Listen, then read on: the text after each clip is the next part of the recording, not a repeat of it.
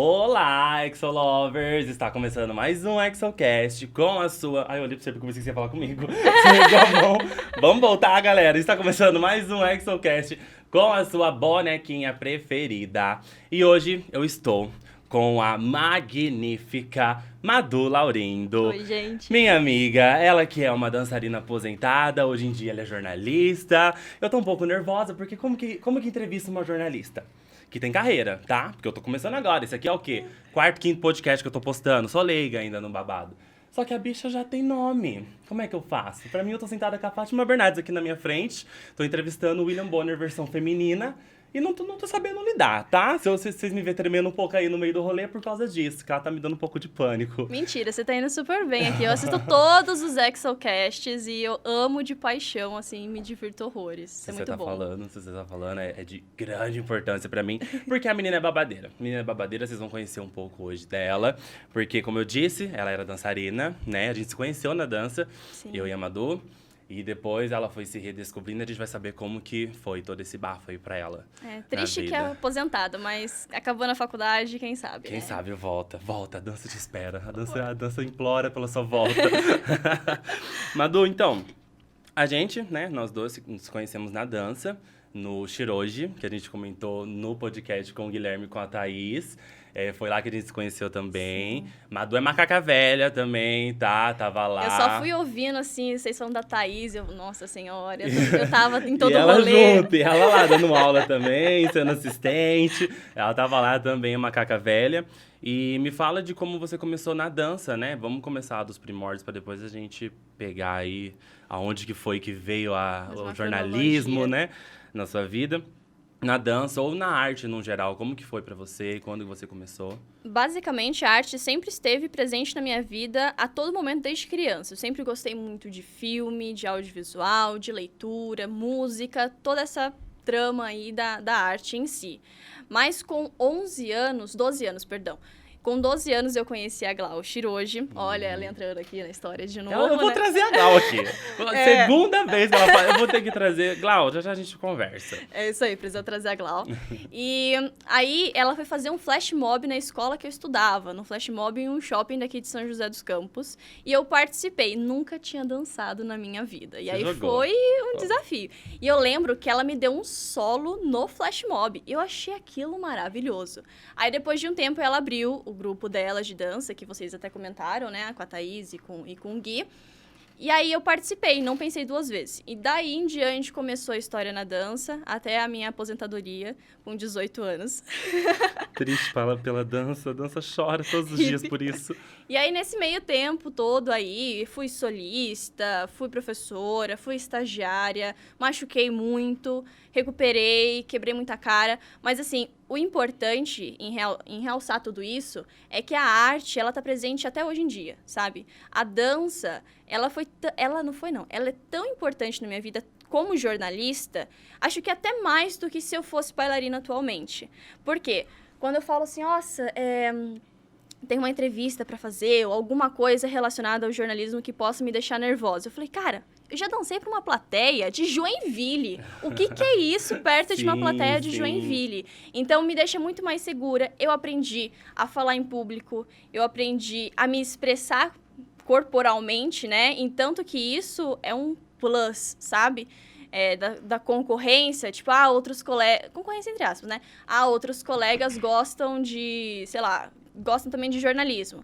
Mas a Maria se expressa melhor corporalmente, então vem mais pra cá. E eu sempre fui muito criativa na faculdade, que isso também vem da dança. Incrível. A gente vê que a dança, ela traz, né?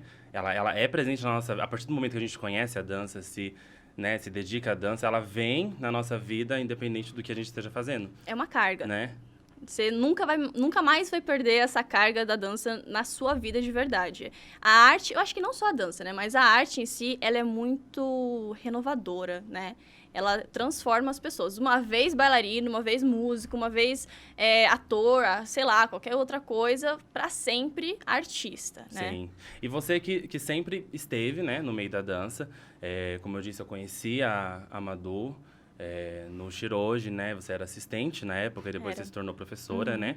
E como que foi isso pra você? Porque, assim, pegando um gancho ali no podcast do Guilherme e da Thaís, a gente comentou sobre a dança, sobre a gente não conseguir, sei lá, se ver fazendo outra coisa, né, e tudo mais. Como que foi pra você? Você sempre dançou com o intuito de, também quero ser jornalista, ou você se descobriu? Como que foi essa troca? Porque, porra, é uma troca, viu, menina? Que troca. Eu lembro quando você começou a postar uns negócios da sua faculdade e tal. Falei, que merda é essa? Como assim? O que tá acontecendo, O gente? que tá acontecendo? Do nada, de bailarina pra jornalista, sabe? É uma... A bonita aqui falando. Olha, você vê A como... bailarina que tá se tornando A bailarina jornalista. se tornando jornalista. Mas como que foi pra você? Você sempre quis ou foi algo que você descobriu no meio do caminho? É muito importante falar que eu não sirvo como exemplo pra isso. Por quê? Eu queria ser bailarina profissional. Só que, levando em consideração todo o contexto nacional que a gente vive, o bailarino, ele sofre muito. E aí vocês podem se aprofundar mais nesse assunto no podcast da Thaís e do Gui, né? Sim. Que é muito bom, eles falam bastante sobre isso, né? Tem que fazer... A Thaís, por exemplo, trabalhou de caixa, né? O Gui trabalhou em TV e tudo mais, pra suprir as necessidades. Só que, ao mesmo tempo, eu tive sorte, porque eu sempre gostei muito de escrever, sempre fui muito ativa na leitura, sempre fui muito de audiovisual. Eu lembro que quando eu era criança, eu vivia assistindo documentários e tudo mais, e eu era apaixonada nisso. E aí eu fiz uma leitura da minha vida. Falei, tá, o que vai me trazer retorno financeiro e que eu também gosto muito? Jornalismo. E aí, na verdade mesmo, eu queria fazer letras lá em Portugal. Porque com a nota do Enem, você entra na faculdade de lá. E aí eu pensei em fazer um intercâmbio de letras. Falei, eu vou aprender sobre a minha língua no país de origem da língua. Nada mais enraizado do que isso, né? E aí eu falei, cara, mas não é. O jornalismo sempre brilhou meus olhos, sabe? Tanto que eu falo que meu sonho é apresentar o Fantástico um dia. Amém. Chama o Boninho. Boninho, tudo bem? Então, e aí o jornalismo entrou na minha vida. No terceiro ano do ensino médio, eu me dividia entre vestibular e a companhia de dança da Monique Paes lá em Jacareí. Foi muito difícil esse período, porque a minha avó também faleceu em janeiro de 2017. Então, meio que eu me dividi ali entre família, estudo e dança. Só que a dança sempre foi um escape, entendeu? Né? A dança, todo artista que dança sabe disso. É uma expressão da alma até. Eu acho que não é nem mais corporal. Então, é algo para você sempre colocar para fora de uma maneira. E aí eu fiquei meio que dividida. E agora? O que eu faço? Né? E aí eu decidi me arriscar no jornalismo e me apaixonei. Completamente apaixonada. Aí eu tive que fazer a escolha. Jornalismo ou dança. E aí não dava. Meu Deus do céu. A conta não batia, entendeu? E aí eu tive que abrir mão da dança para fazer jornalismo. Então a dança, ela meio que virou meu hobby. Antes era minha profissão. Quando eu era adolescente, era minha profissão. Eu trabalhava da dança. E aí virou hobby. Aí entrou a pandemia, nunca mais dancei. E é isso, tá em 2021 acabando. Tô acabando a faculdade, também não dancei mais. Eu choro por isso todos os dias, cara. Mas 2022 tá chegando, né? Vai que... Temos novidades. E o jornalismo, ele é um tanto quanto artístico também. Total, né? Total. Tanto que você vê que os, entre aspas, tá bem entre aspas, os melhores jornalistas, eles têm uma carga artística também. Vou dar um exemplo. A Elisa Vec, que hoje tá na bancada do Jornal da Manhã da CNN Brasil. Ela era atriz. E nas entrevistas que ela fala, né? Fala que é muito importante a arte, né? O teatro na vida dela foi muito importante. E pra mim, eu olho a dança. Então, todo jornalista que teve um pezinho na arte, dá uma... Sabe? Parece que brilha. Sim. Não é nem melhor do que os outros, né? Mas parece que ele brilha, sabe? Sim. Por si só. É um diferencial. Total. E como que surgiu a questão da mentoria? Pra quem não sabe, a Madu também, ela, por um tempo, ela teve a mentoria, né? Você construiu o QG Laurindo. E aí, nesse Instagram, ela dava dicas sobre Instagram, como crescer, como fazer dar certo, né? E aí, ela criou a mentoria dela, que é a mentoria de conteúdo, que eu participei. Fui aluninho dela, foi incrível. E como que veio a ideia da mentoria? Foi por algum trabalho dentro da área jornalística? Ou foi você mesmo que quis fazer por gostar, sabe? Querer dar dicas? Como que surgiu? Então... A comunicação em si, quando você é jornalista, você aprende marketing, você aprende rádio e TV, você aprende a comunicação em si, mas uma focada mais no jornalismo. Eu sempre fui muito boa também em marketing, nas matérias da faculdade e tudo mais. Sempre me aprofundei, sempre fiz outros cursos, especializações nesse meio. E aí, em 2020, fez o boom da pandemia, o mundo parou. E as pessoas se viram na necessidade de migrar para o digital.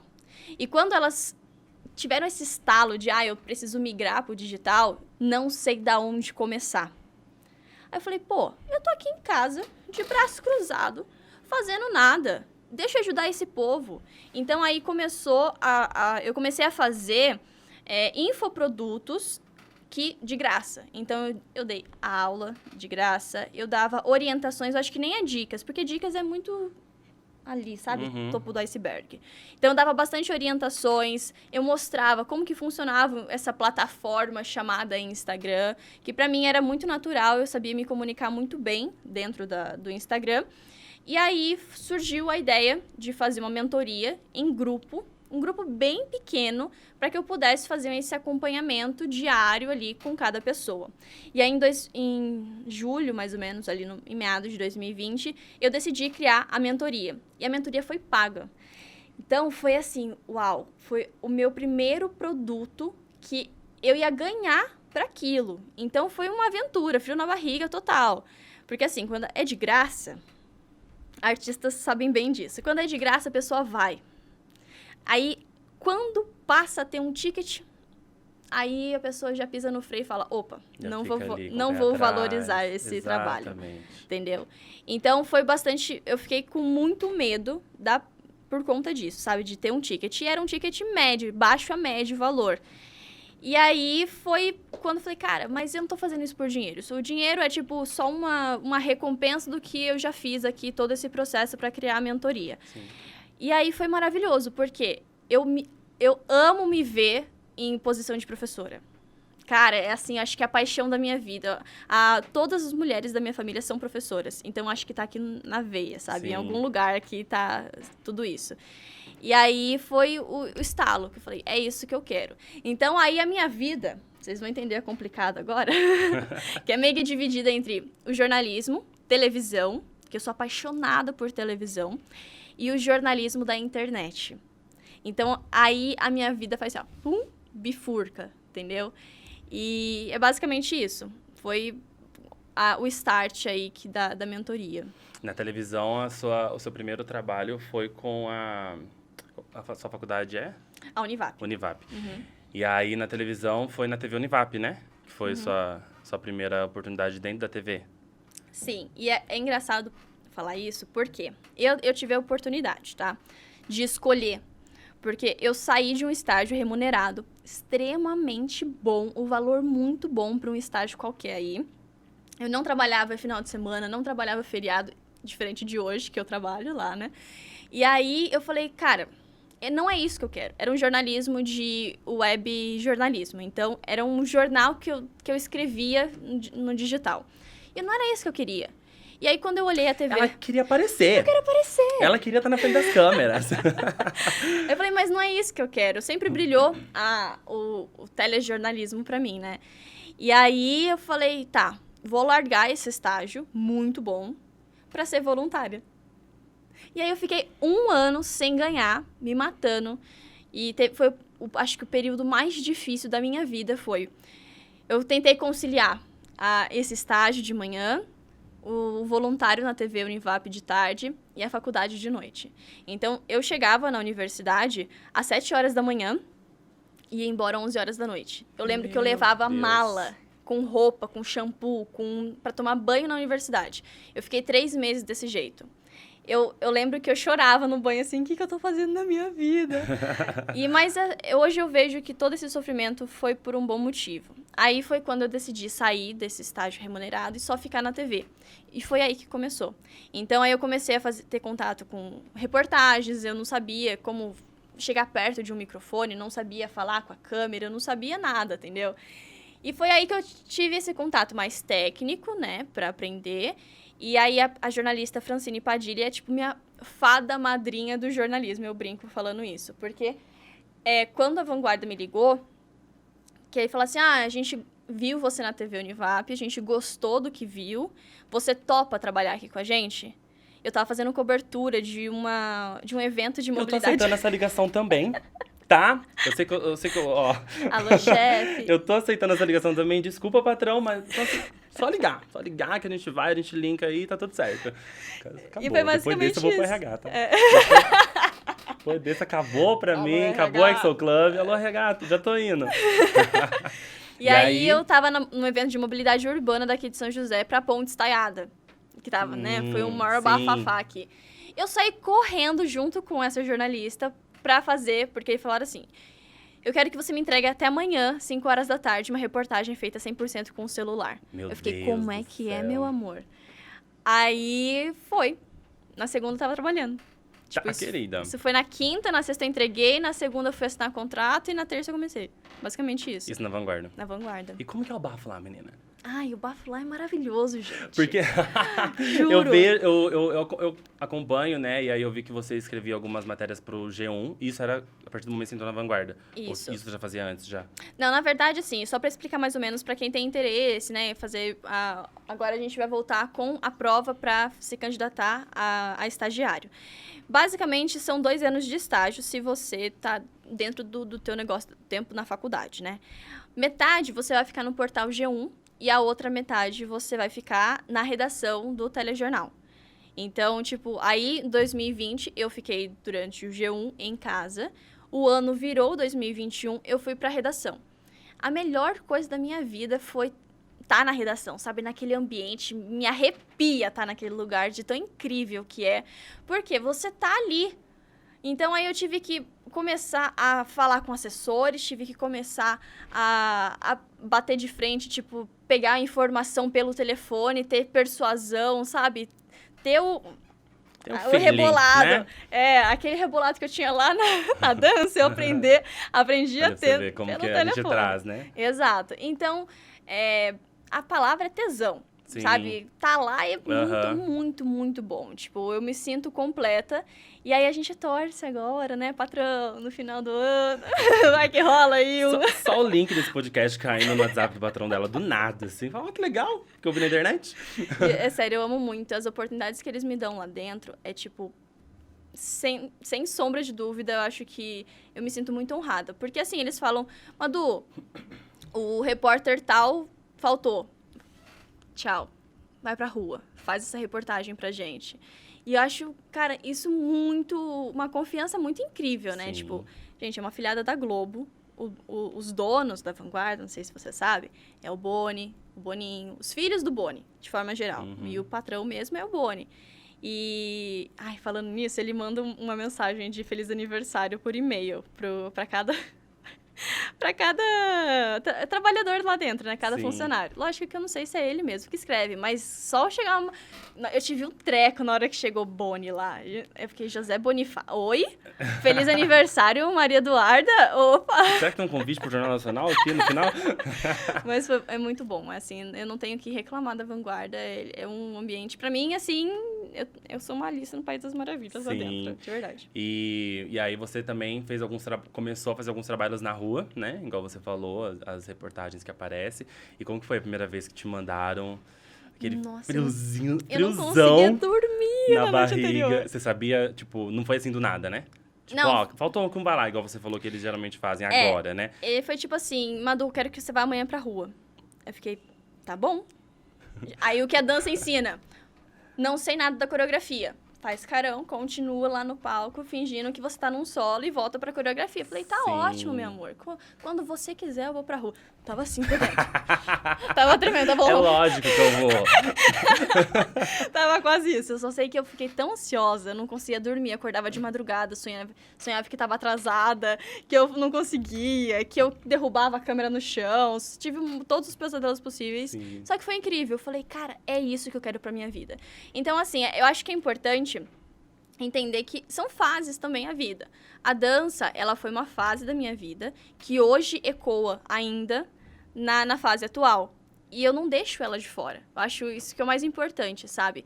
Você dá a oportunidade para outras oportunidades na sua vida. Não ficar só ali com a mente fechada. Por exemplo, você está aqui. Eu acho isso muito incrível, Sim. entendeu? Você se deu oportunidade a uma coisa que você não sabia, nunca fez. E agora tá arrasando. É isso, entendeu? E oportunidades vão surgindo atrás de oportunidades. E assim vai indo, entendeu? Sim. Acho que esse é o fundamental, sabe? Não ter medo de arriscar. E sobre o QG, toda a sua experiência para montar o QG, montar suas aulas, veio de toda essa carreira sua no jornalismo? Ou você chegou a fazer... Você fez uma mentoria antes para poder aplicar? Como que foi que você começou a estruturar tudo, sabe? Sim. Então, sim, tipo, toda a bagagem do jornalismo já foi essencial, mas não o suficiente, entendeu? Então, eu tive que fazer cursos, eu tive que fazer uma mentoria, sim, fui fazer um acompanhamento e tudo mais. Eu fiz uma mentoria de como fazer mentoria. Meu Deus do céu. O bug na cabeça da gay. Mas foi muito bom, porque assim, quando eu acho que todo mundo deveria experimentar a vida na internet. Porque isso estimula o teu lado empreendedor. Eu acho isso incrível, é lindo você pensar, sabe? Sobre, não sei, pensar do zero, criar sozinha. Então, o meu mundo era no meu quarto. E isso é ruim porque eu, tipo, acordava às 6h30 da manhã, ia dormir 11 horas da noite e ficava o dia inteiro no meu quarto só planejando. Tanto que eu fiquei viciada em trabalho em um momento da pandemia. Porque eu só pensava em quero produzir, o QG e tudo mais. Era meu mundo o QG. E foi, acho que, muito importante esse start, sabe? Que eu tive de trabalho, de vontade de aprender. Porque as pessoas, elas deveriam ser mais proativas. Eu sinto que, às vezes, as pessoas são muito preguiçosas, sabe? Tipo, precisam... Vem aqui, deixa eu pegar na sua mãozinha e vou te ensinar a fazer tal coisa. Eu falei, cara, vai lá, se arrisca, manda ver. Sim. A primeira vez que eu abri o Premiere, pra quem não sabe, o Adobe Premiere é um editor de vídeo que profissionais usam e tudo mais. Editam até filme com ele. A primeira vez que eu abri o Premiere e o Photoshop, eu juro pra vocês, eu falei assim, ó, meu... O que eu tô fazendo na minha vida? Por onde eu começo? Aprendi tudo sozinha. Então, acho que essa proatividade a internet traz, sabe? E aí vem o start também. A relação entre artista, internet, mundo do empreendedorismo. É muito bem-vindo tudo isso, sabe? Sim. A proatividade. Acho Sim. que foi chave lá do QG. Sim. Trazendo a mentoria, trazendo a mentoria em pauta, vou pegar de você algumas dicas, porque Bora. eu tenho... Muita gente assiste aqui, né? E são pessoas que querem crescer na internet, são pessoas que querem ficar famosas, são pessoas que querem se tornar influencers, ou até mesmo têm seus negócios, né? Dentro do Instagram. Então, acho que é bom aproveitar essa oportunidade. Adoro. e sugar algumas diquinhas de como começar, como fazer dar certo, né? E, assim... Vamos puxar para um perfil de influencer, né? Vamos pegar um perfil de influencer, porque eu acho que hoje em dia é o que mais está em alta, né? As pessoas veem as pessoas sendo influencers e recebendo seus mimos, Quero né? mimos, né? Quero mimos. Então, Aham. muita gente... Manda jobs. Exatamente. Então, muita gente quer também, né? Isso e tudo mais. Mas, assim... Como que eu começo isso, menina? Começa entendendo que lifestyle não é um nicho. Primeira coisa, minha vida não é um nicho. Ou seja, dentro da minha vida, eu preciso ter algum assunto para abordar. Por exemplo, hoje em dia, as pessoas começaram a captar sobre isso. Primeiro, o que é nicho? O que é linha editorial, né? É você falar sobre um assunto, ser referência de um assunto. Por exemplo, tem blogueiras fitness, tem blogueiras que falam... Até acho que é interessante a gente falar. Por exemplo, linha editorial fitness. Quantas coisas não existem dentro do mundo fitness? Milhares. Eu posso falar sobre crossfit, posso falar sobre nutrição, posso falar sobre N coisas dentro do mundo do esporte, dentro do mundo fitness. Isso não quer que eu sou propriedade para falar sobre o fitness em tudo, sabe? Então, a primeira coisa que a pessoa precisa entender é: a minha vida não é um nicho, a minha vida não é uma linha editorial. Ou seja, no que eu sou bom? No que mais acontece na minha vida? Por exemplo, você. Vou usar você como meu case de sucesso. Usa aí, eu apontar. O seu lifestyle, ele vai ser mais voltado para arte e comunicação. Só que dentro da arte e da comunicação existem N nichos, subnichos, vou dizer assim. E aí você tem que falar sobre artistas que querem ser comunicólogos. Artistas que querem ter o espaço no mercado de comunicação. Olha quanta coisa. Você já desenvolveu o seu nicho e para quem você vai falar. O público-alvo, você falou assim, eu quero ser influencer. Perfeito, você pode ser influencer, só que escolha um assunto para você ser bom, para você ser referência. Moda, perfeito, fala sobre moda, mas que tipo de moda? Moda mais clássica, mais casual, mais streetwear? Escolha um tipo e segue. E depois, a segunda coisa é público-alvo. Hoje em dia, o segredo é o público-alvo.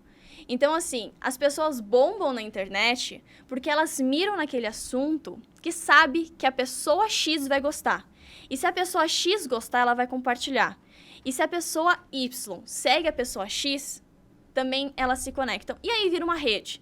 Lógico que, deixa eu dar um adendo aqui, que existe um toquezinho de sorte.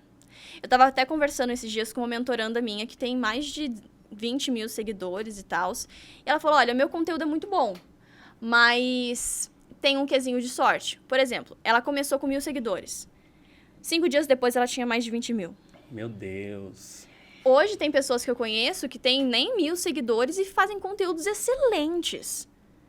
E não significa que ela é ruim. Só significa que ela também não teve aquele quesinho de sorte. Sim. Não dá pra... Agora imagina um mundo de 7 bilhões de pessoas, todo mundo sendo influenciador. Então, aí entra também a terceira dica. Então, a primeira, vamos recapitular aqui. Linha editorial. Pega um papel e uma caneta pra mim, por favor, Papel e produção. Ele levou super a sério. Ele tava correndo pra poder pegar. Então, dica número 1. Ter uma linha editorial, um nicho. E dentro dessa linha editorial, ter um sub-nicho. Foi o que eu falei. Moda. Mas que tipo de moda? Ter esse sub-nicho. Segunda, entender com quem você tá falando. Qual é o seu público-alvo ideal, sabe? Senão você vai falar pra todo mundo, você vai falar pra ninguém, certo? Sim. E terceiro, é você, basicamente, fazer um aquecimento de audiência. Saber quem é o seu público-alvo. Por quê? Se você quer jobs, se você quer publis, você precisa fechar com marcas que essas marcas, elas vão entrar no seu Instagram e ver o quão engajado você é. Engajado não significa comentário e curtida. Engajado são quantas pessoas compram de você, quantas pessoas clicam no teu site para descobrir, quantas pessoas... Você marcou, por exemplo, você me marcou. Quantas pessoas clicaram para me conhecer? Por quê? Você vai vender um produto, vai colocar o link lá. Lindo, maravilhoso. Gastei milhões com você e 2 pessoas clicaram no link para saber qual que é o meu produto. Então, ter esse engajamento não é apenas métricas. O que são as métricas? Curtida, comentário, compartilhamento, toda essa parte de estrutura dentro do Instagram. O que importa é que pessoas se conectam com pessoas. Então, você tem que tratar... você tem que entender que quando você grava um vídeo... Vou pegar aqui meu celular. Tá, tô gravando um story aqui. Eu não tô falando com o meu celular. Eu tô falando com várias pessoas. Então, entender que essa câmerazinha aqui, ela é apenas um meio. Que existem pessoas do outro lado. E que essas pessoas têm sentimentos que podem ser, entre aspas, explorados. Que aí vem, por exemplo, o marketing sensorial. Quando a pessoa... eu conversei isso com a minha mãe. Não vou citar o nome, pra não fazer uma publi aqui também, né? Sim. Mas tem um shopping aqui da cidade de São José dos Campos que ele estreou o negócio do Natal dele, a decoração de Natal. Quando você entra no shopping, você sente o cheiro de madeira, você sente o cheiro da casa, você sente o cheiro de conforto. Então, naquele ambiente onde tá a decoração de Natal, você parece que imerge, sabe, naquela atmosfera. Sim. Então, tudo vale. O visual, o olfato, a audição, tato, tudo é muito bem-vindo. Então, assim, a dica master, então, juntando, acho que não são uma dica só, né?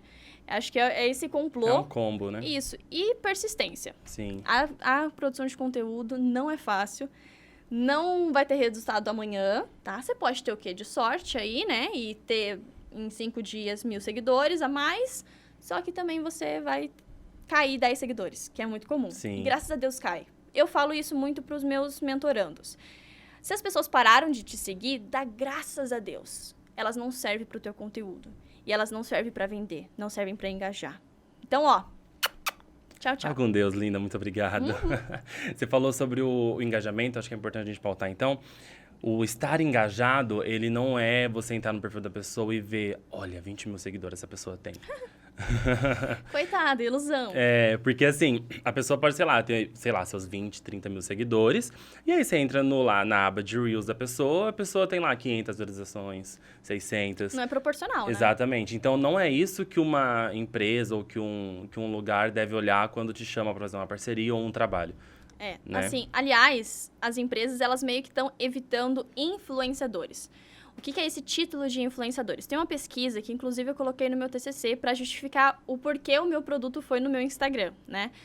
Existe um termo chamado micro-influenciadores. As empresas, elas estão focando, né, nesse tipo de comunidade. Por quê? Os micro-influenciadores envolvem nós aqui, tipo, a nossa rede. Então, eu sou sua amiga, ele é meu amigo, minha vizinha, uma amiga de uma amiga, por exemplo. Não sai desse formato de rede, vou dizer assim. Pessoas mais próximas.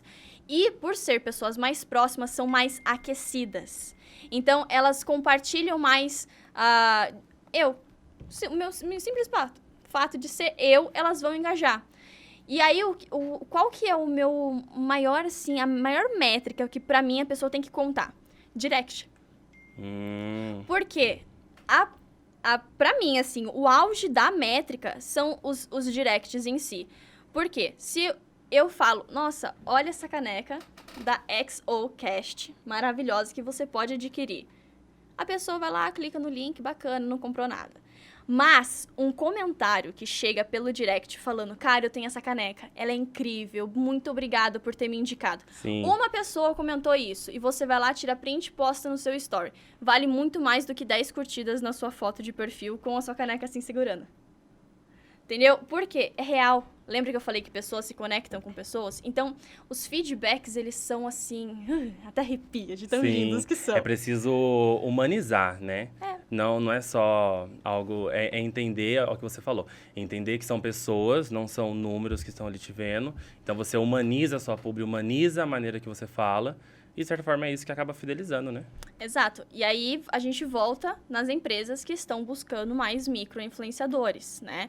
São muito bem-vindos. Antigamente, você falava assim de influenciadores. A gente fala de 50 mil para cima. Aliás, tem gente que fala que micro-influenciador é de 50 para baixo. Para mim, 50 mil pessoas... É como assim, você colocasse um auditório. Eu sempre faço essa relação. Ok, coloca... Nossa, eu tenho só 1.000 pessoas, só 1.000 seguidores. Beleza, não tem importância não. Coloca 1.000 pessoas sentadas numa plateia, olhando para você e você num palco. Você falaria para 1.000 pessoas de boaça? Cara, isso é um peso muito grande. Sim. Para 2 pessoas. Tem 2 pessoas te seguindo. Tá bom, senta numa sala aqui pra gente conversar com 2 pessoas. Se é bom falando com uma pessoa, com 2 pessoas, se for, você tá preparado para ter 1 milhão. Mas se tu não tem nem capacidade para conversar com 10 pessoas, manter um relacionamento com 10 pessoas em uma sala, me desculpa, você não tá preparado para ser um influenciador. Porque as pessoas, elas estão meio que batendo naquela linha tênue de, eu sou influenciador, que vou ganhar mimos e tudo mais. Só que esqueceu que existe uma palavra chamada influenciar atrás. E o influenciar vem com um peso tão grande, mas tão grande, que a gente vê cases aí de influenciadores sendo flopados. Por quê? Esquece desse peso todo por trás. Então, a pessoa só pensa na parte boa, só nos mimos, nas publis, nisso, naquilo, e esquece que existem pessoas atrás daqueles números. Pessoas que são ofendidas, pessoas que são enganadas. Tem tudo isso pra pensar ali, entendeu? Não é só, tipo, o título de influenciador. Bonitinho, recebendo publis e tudo mais, né? E Queria como que eu faço com medo, vamos supor, quero começar e tudo mais, só que assim, eu morro de medo do que os outros vão falar, eu tenho medo do julgamento das pessoas, né? Eu acho que entra muito nessa questão de você falar, às vezes eu não tô pronto para falar para as 1.000 pessoas só que eu tenho, né? Mas eu quero falar para essas 1.000 pessoas. Como que eu faço com esse medo de ser julgado pelas pessoas que, vamos supor, eu tenho as 1.000 ali, só que dessas 1.000, 50 são meus amigos, e eu tô com medo desses. Entendeu? O que meus amigos vão falar pra mim quando me ver na rua, vão começar a me tirar? Como que é essa coisa? Como que eu trabalho isso dentro de mim? Agora você é a pessoa mais grossa do rolê aqui. Medo paga boleto?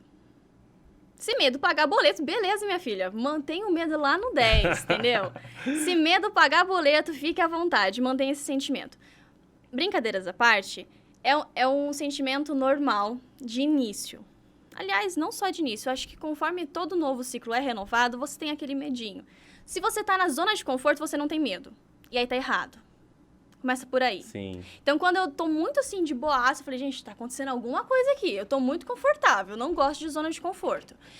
E aí, a dica, assim, a orientação principal é, que bom que você tá com medo. Vai com medo mesmo. As pessoas vão te julgar você fazendo alguma coisa ou não fazendo nada. Entendeu? Então é melhor fazer. Então, eu prefiro fazer muito bem feito. Eu acho que aí vem a parte. Faça, comece, não tem problema. Você não sabe de nada, não tem problema. Arrisca, vai estudar. Hoje, a internet é um poço de conhecimento. Quem sabe utilizar a internet é um gênio hoje em dia, entendeu? Então, utilize essa ferramenta tão incrível que a gente tem e que a gente não sabe utilizar muitas vezes. Mas vai com medo, entendeu? E faça bem feito. Acho que esse é o legado que eu quero passar. Já que você vai começar algo do zero, tem importância, mas faça bem feito. Sim. Dê o seu melhor. Ok, que o seu melhor no dia não vai ser melhor que amanhã ou antes de ontem, vou dizer assim.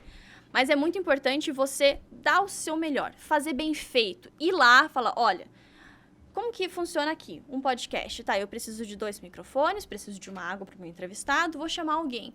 Tá, é isso. Vamos testar a qualidade do microfone, vai ser no fone de ouvido do celular, não tem importância. Qual que é a melhor maneira? Como que eu tenho que chegar perto? Qual que é a distância que eu tenho que ficar do microfone para sair um bom áudio e tudo mais? Se baseie, faça bem feito. Acho que eu vou ficar repetindo milhares de vezes essa frase.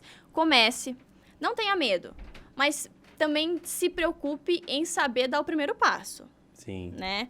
Não dá para você dar o primeiro passo e sair ruim. Acho que vai sair ruim. Eu olho pra trás das coisas, eu acho ruim. Hoje, os meus primeiros passos hoje são ruins também, então fica tranquilo.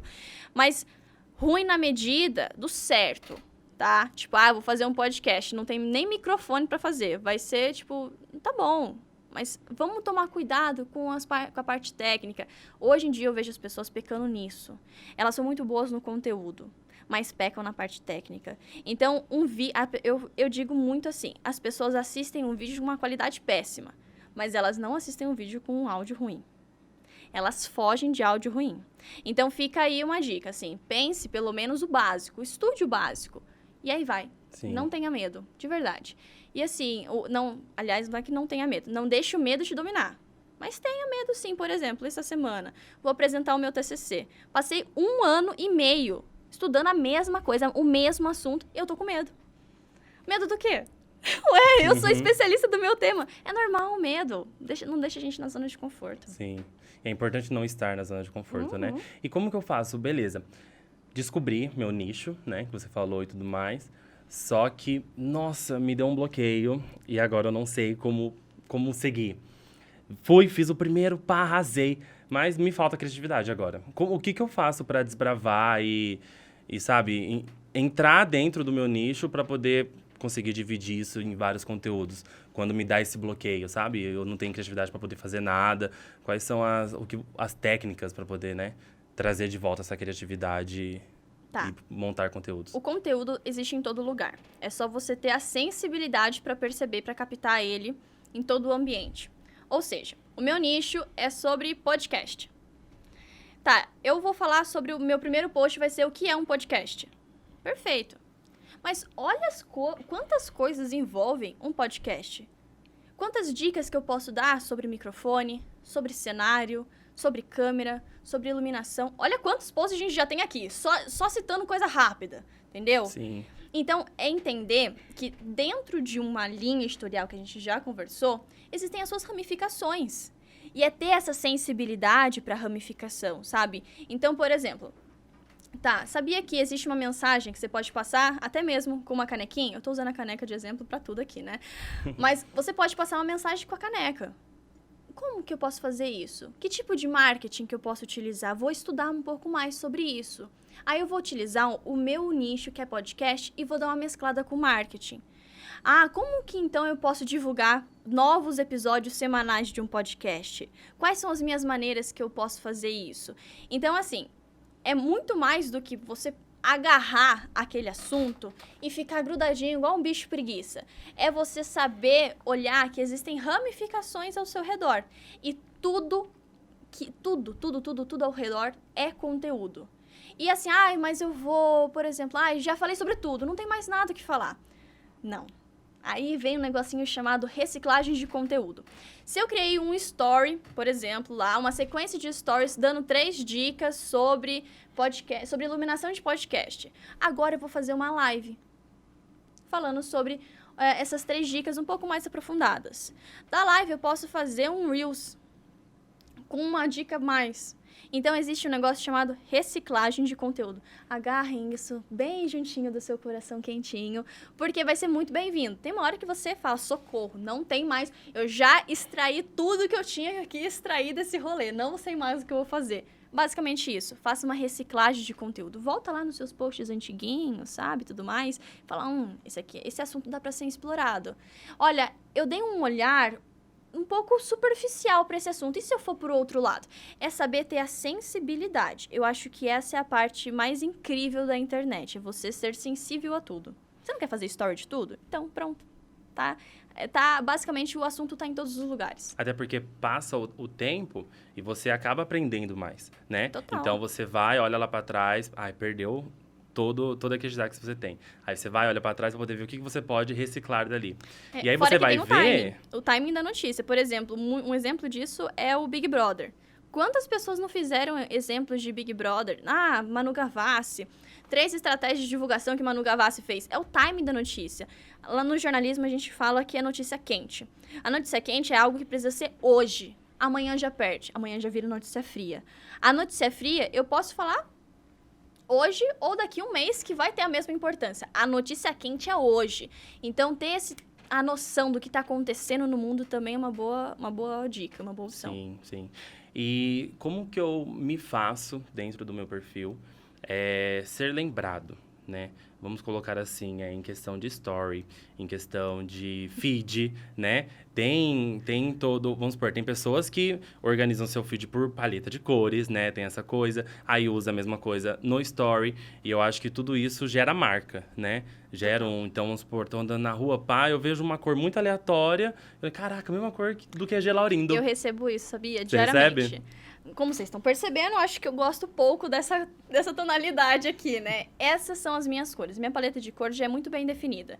Hoje em dia eu recebo mensagem do pessoal falando, Madu, achei a tua cara essa almofada. Tipo, uma almofada, entendeu? De uma cor aleatória e que eu uso.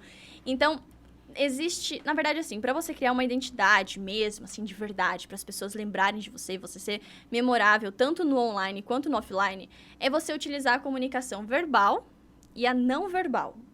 O que é isso? A verbal é o meio como nós estamos conversando aqui, com a voz e tudo mais. Isso também é muito importante. Tem gente que pega, por exemplo, bordão. Bordão, nossa, pessoas... A gente tem um caso muito maravilhoso, que é o Zorra Total. Então, o Zorra Total fazia com que a comédia entrasse na vida das pessoas, né? E isso meio que popularizou os bordões. Então, hoje em dia, a gente vê muito influenciador que fala, bom dia, meus amores. Olá, Exolovers. Olá, Exolovers. Isso são bordões que deixam a pessoa memorável. E aí, acaba meio que entrando também na tua vida. Eu sigo um canal que é o Diva Depressão. Sei. E aí, eles têm vários bordões e tudo mais. E aí, eles falam, por exemplo, irmões. E esses dias eu quase falei irmãos. Porque na zoeira, entendeu? Olá, irmãos, entendeu? Uhum. E aí você vai... Eles falam, Boninho! Eu quase falei isso no meio da redação, pra você ter uma ideia. Patrão! Então, o bordão, ele é muito presente na vida do brasileiro já. Tem enraizado na nossa veia os bordões. Então, são muito bem-vindos. Esse é o modo verbal. Tem muita gente que fala, bom dia, gurias. Oi, aí, gurias. Nanana. A galera mais do sul, né? Fala, Sim. tipo... Então, meio que vira uma comunidade até, sabe? Aí vem o marketing de comunidade, que também é maravilhoso. A gente pode falar disso numa outra hora. E aí vem a comunicação não verbal, que é a minha paixão. É tudo que você não fala. Você não precisa falar pra você entender o que a pessoa tá querendo transmitir. Então, a roupa, o cabelo, as cores que ela veste, como ela se expressa, como ela senta, como ela olha, como que ela gesticula. Tudo isso é a comunicação não verbal. E isso me encanta, me arrepia até. Por quê? Eu acho que isso fica mais impregnado na cabeça da pessoa. Somos muito visuais, entendeu? Então, isso é muito importante. A roupa que você veste que transmite mensagem, a pessoa fala, a roupa que não te define. Mas transmite mensagem. Pode não definir, mas transmite algo, entendeu? E aí, por exemplo, eu utilizo muito do artifício das cores, da minha famosa paleta de cor. Então, dentro do meu celular, eu tenho minha paleta de cor dentro de uma pasta e eu sempre utilizo as mesmas cores no story. E a pessoa...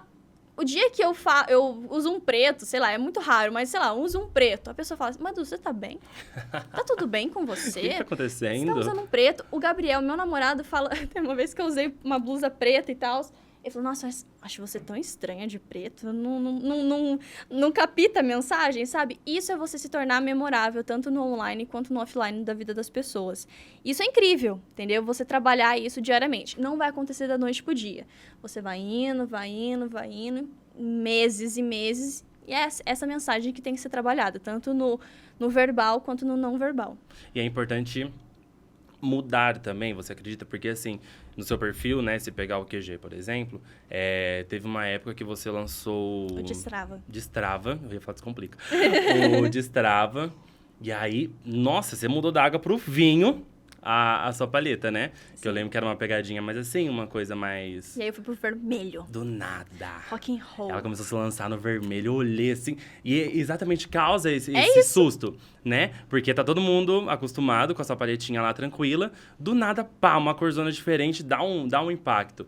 Então, você acha que essa troca, ela é necessária pra ter, de fato, uma troca, não ficar sempre no mesmo, ou para quando você vai se lançar em algo novo, você pega isso como uma estratégia de lançamento para chamar a atenção do pessoal? Como que você vê? Eu acredito que nós somos muito fase. Então, a gente tem que respeitar a nossa fase. Eu estou numa fase de 1 ano, agora fez 1 ano que eu tô na mesma paleta de cor sempre. E eu me identifico. E tá tudo bem.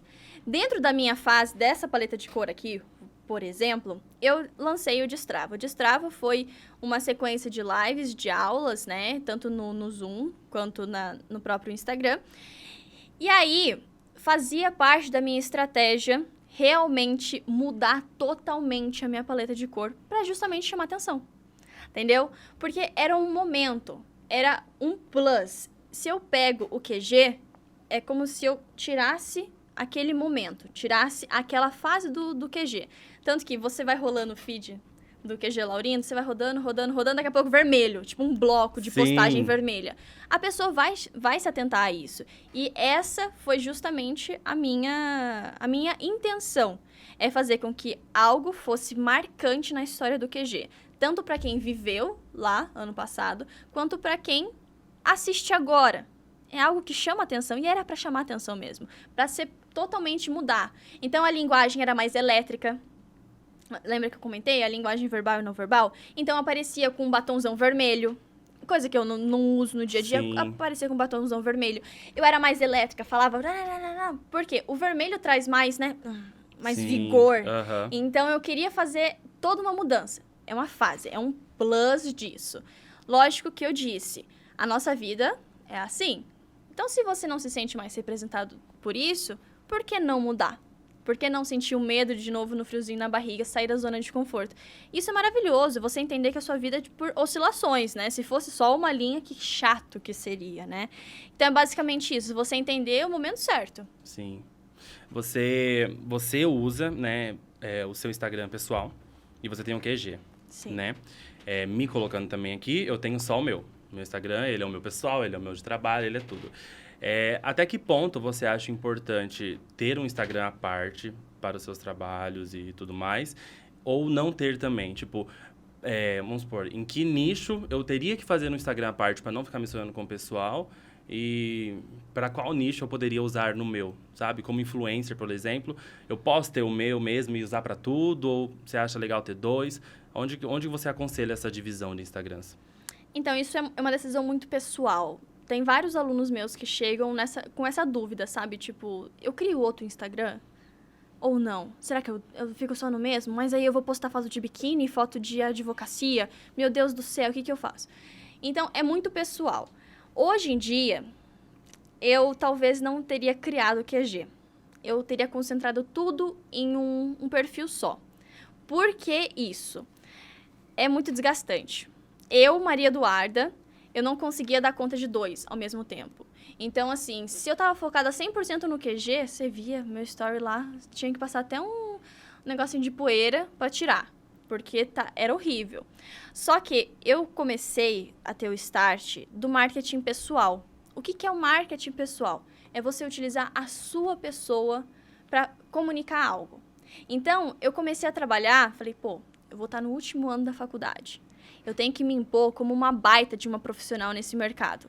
Então, vem aí as oscilações que eu disse.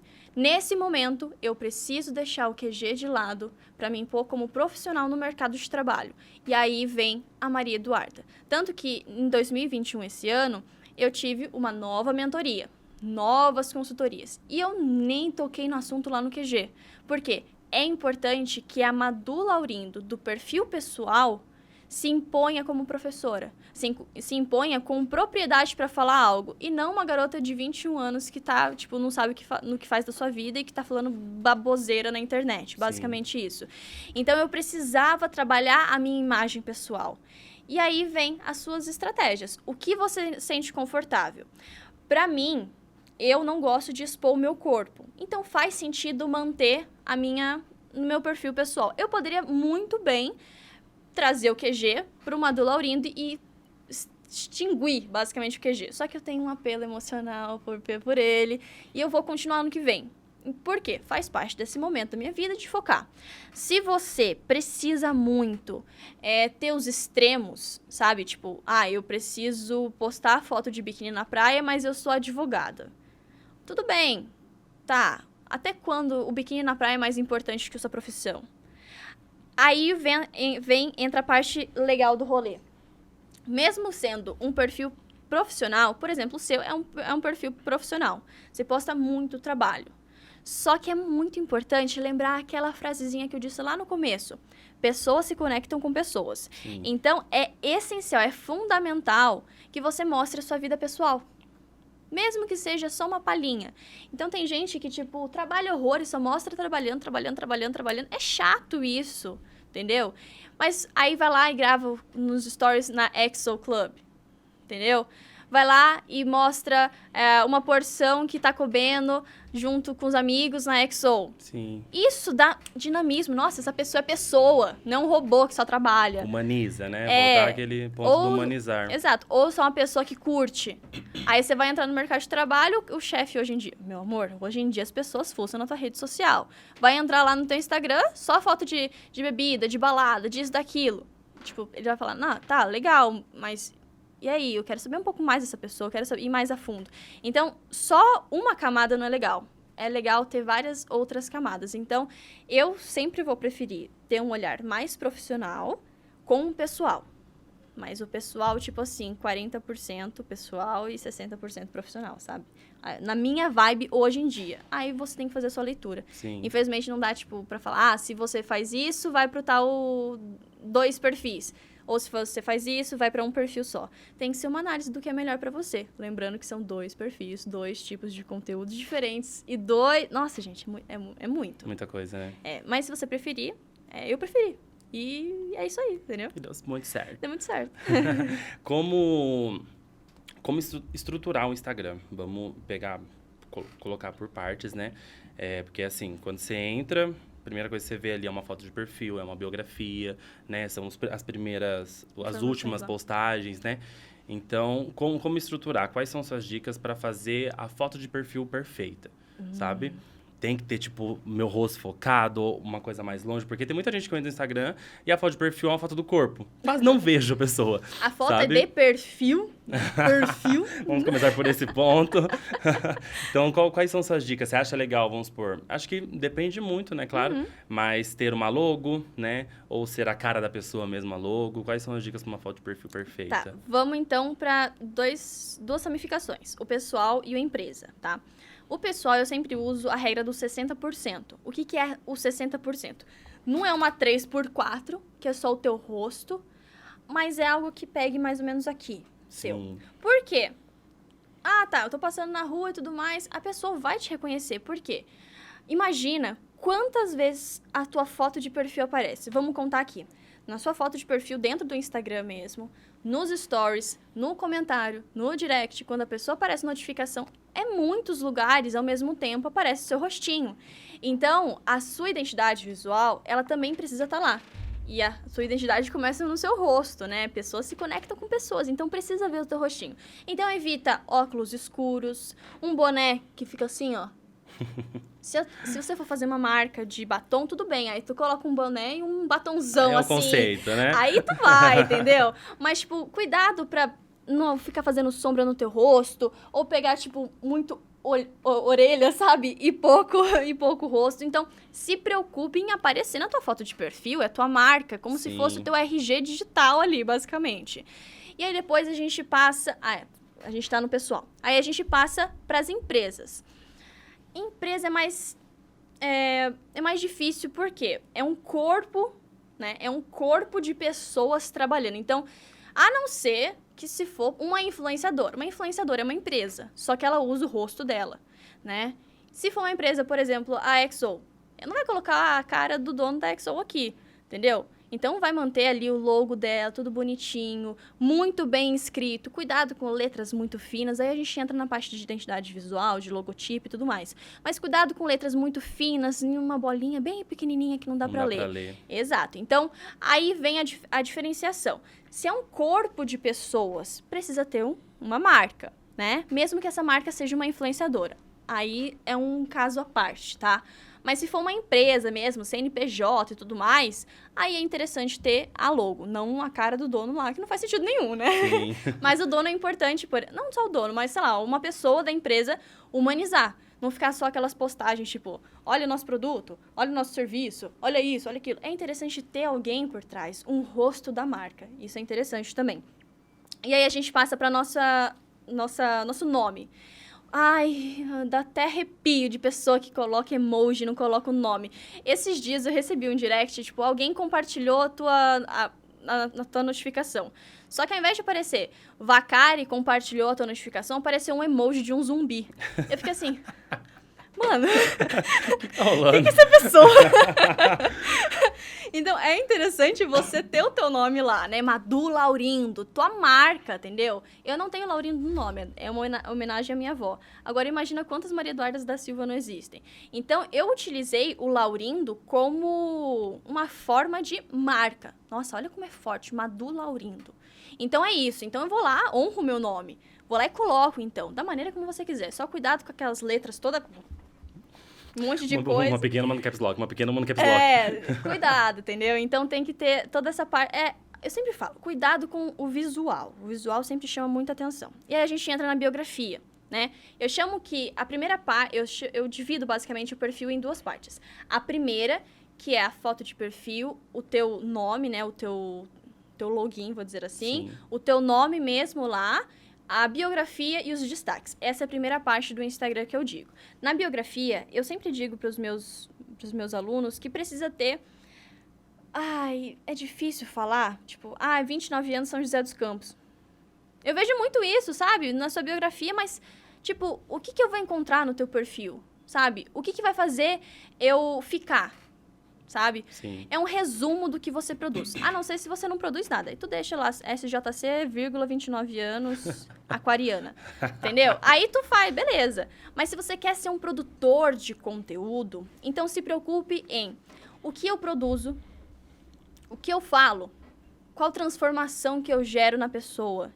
E aí eu gosto muito de citar o Call to Action, que é o famoso CTA, tá? É a chamada para ação.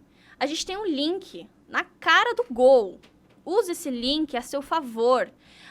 É um canal no YouTube? Perfeito. Então avisa, olha, isso aqui é meu canal no YouTube. Fique à vontade, vem aqui, dá uma olhadinha nesse canal, nesse link aqui. Inscrição para alguma coisa, venda de ingresso, lista da XO. Aproveita, sinaliza. A pessoa é curiosa, as pessoas são curiosas, elas clicam, entendeu? E aí vem para a parte dos destaques. Os destaques eu falo que é meio que um currículo digital também. Aquelas bolinhas as pessoas usam pra, tipo, pet, love, travel. A pessoa não fala nem inglês direito, não tem um público-alvo Às da vezes nem americana. sabe o que é, né? E vai lá e fala, tipo, coloca coisas em inglês e tal. Eu digo muito que é para usar os destaques. Primeiro, se você for uma empresa, quais serviços que você tem, o que você faz, onde você fica, como eu faço para comprar. Tudo isso é o essencial. Aquela dúvida que gera no consumidor, sabe? Tipo, tá, eu quero comprar essa caneca, como que eu faço? Ao invés de eu lá perder tempo, vou lá no direct. Oi, tudo bem? Como que eu faço para comprar essa caneca? Tá esgotada. Se eu vou lá nos destaques e falo produtos, tá, aí tá lá, produtos, essa caneca esgotada. Que pena, tudo bem, vou ver outra então. Já fala, não perde tempo, sabe? Empresas é muito importante ter tudo isso e também algum portfólio. Por mais que o feed já seja quase um portfólio, é legal ali falar com quais outras empresas, feedbacks de clientes, isso é muito interessante. Pessoas se conectam com pessoas. Vai ser o tema desse episódio aqui. E aí, pessoas, assim, né, normais, vou dizer assim, físicas. É interessante você falar, por exemplo, no QG. No QG eu dou várias mini dicas lá dentro do destaque. Então, não vou usar o QG como negócio porque é sobre produtos e tudo mais. Vou dar para você, o Vacari. Então, você pode criar, por exemplo, diversos microassuntos dentro do teu destaque que seja relevante. Essa é o quê da questão. Isso aqui é relevante para mim ou vai ser relevante para a pessoa que for assistir? Por exemplo, você. É interessante você falar sobre os bastidores do podcast. Então, você coloca lá, ExoCast. Que talvez o ExoCast não caiba no título lá. Então, coloca ExoCast. Você vai falar, olha, gente, eu apresento. Olha como que são as pessoas que trabalham aqui. Nosso cenário. Você mostra o que está por trás daquilo. Você não coloca bastidores. Você vai lá e fala, isso aqui é o ExoCast. Como funciona? Olha aqui as minhas pautas que eu faço. Eu não faço pauta porque eu gosto de, conforme a conversa vai rolando, eu vou perguntando e tal, né? Olha como que funciona os bastidores. Eu tô indo comprar a decoração.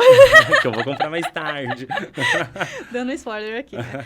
Então, por exemplo, isso é humanizar a marca e produzir conteúdo. Depois você vai falar um dia na Exo Club comigo. Como que funciona a curadoria de artistas.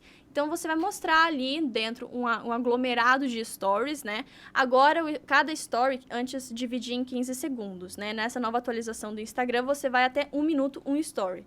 Então, não vai ficar mais um monte de coisa, né? E aí, você pode aproveitar mais tudo isso. Então, você precisa deixar nos seus destaques assuntos relevantes, assuntos que sejam legais de assistir. É como se fosse várias minisséries dentro de um perfil só, sabe? Isso é o melhor. Então, tem que saber, cuidado ali, tipo, destaque de viagem. Bumerangue, assim, Ilhabela.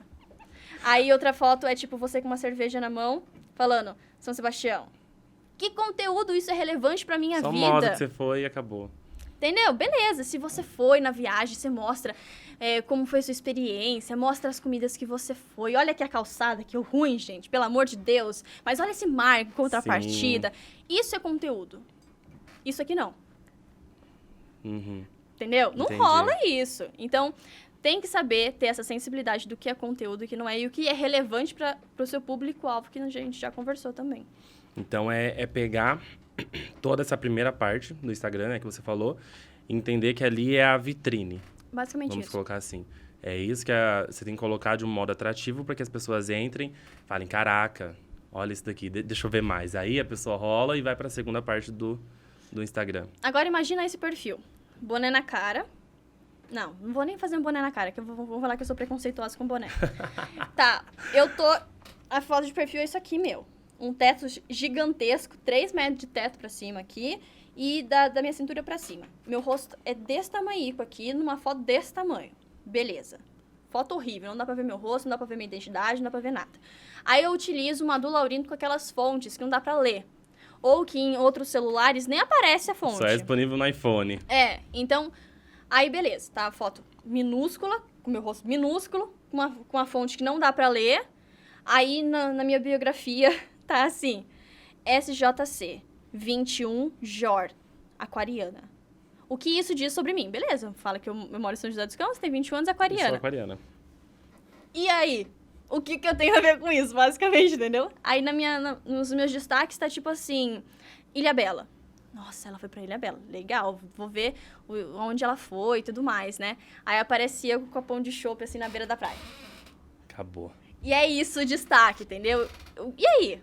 Olha que perfil maravilhoso. Então, tome cuidado, tenha a sensibilidade do que é feio e bonito. Por mais que o feio seja relativo, dá pra entender o que é útil no Instagram, sabe? Então, toma cuidado com o visual, com o que é bom para o Instagram, o que é bom para a tua marca. Você tem que ser memorável.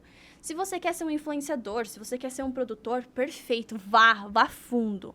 Mas toma cuidado, estrutura bem o teu Instagram, não seja qualquer coisa. Ali, minha filha, é a tua ferramenta de trabalho. É como você chegar no teu escritório e tá uma mesa, uma bagunça, o teu computador todo quebrado, você não tem um local seguro de trabalho. É basicamente isso. Não é porque tá no digital, que é algo novo, basicamente assim, que você tem que fazer de qualquer jeito. Não. Toma cuidado. Faça bem feito. Lembra que eu disse? Faça bem feito. Não sei, Madu, como fazer tudo isso. Sou péssimo. Entra no QG, que lá eu ensino tudo. E depois dessa eu vou entrar no meu Instagram, vou apagar tudo e vou começar de novo. Mentira, o seu é ótimo. Eu sei. É porque eu fiz a mentoria. Meu, ó, tudo isso foi um resumão do Laboratório Digital, que tá disponível no QG Laurindo. Vocês entram lá, vai estar aqui na descrição desse vídeo lá, o Instagram dela, o QG Laurindo.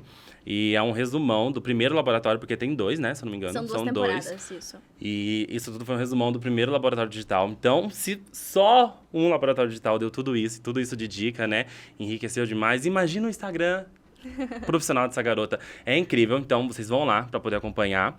E a gente vai te trazer aqui para uma próxima, para mais dicas, porque assim, depois dessa dá para dar uma crescidinha, dá para saber fazer certo. E a gente pode responder dúvidas, né? Sim, porque nossa senhora, eu mesmo vou ser a reais. criadora de todas, provavelmente. Mas não deixem de ir no QG Laurindo, conheçam mais o QG Laurindo, tem muita coisa lá. Tem mentoria disponível ou não? A mentoria vai voltar, só que em janeiro. Né? Aí vai ficar tudo mais tranquilo, vai ser um acompanhamento de 3 meses, não vai ser 45 dias como foi a última. Então vai ser um acompanhamento de 3 meses, vai ser um ticket um pouco mais alto, porque são 3 meses, né, mano? Eu sou sua melhor amiga, eu vou ser seu carrapato, basicamente isso. E ela então, assim, o público-alvo são basicamente mulheres, que são mulheres que me procuram mais, mas de qualquer forma as portas estão abertas para qualquer pessoa, né? E são pessoas que querem começar e não sabem de onde começar. Então, ou estão já no mercado e querem se reformular, começar algum novo ciclo, vai ser muito bem-vindo na mentoria que vai começar em janeiro. Chama QG Laurindo. Esse foi o nosso bate-papo, foi incrível, muito amiga. Obrigada muito pelo obrigado, de verdade. Foi uma delícia estar aqui com você.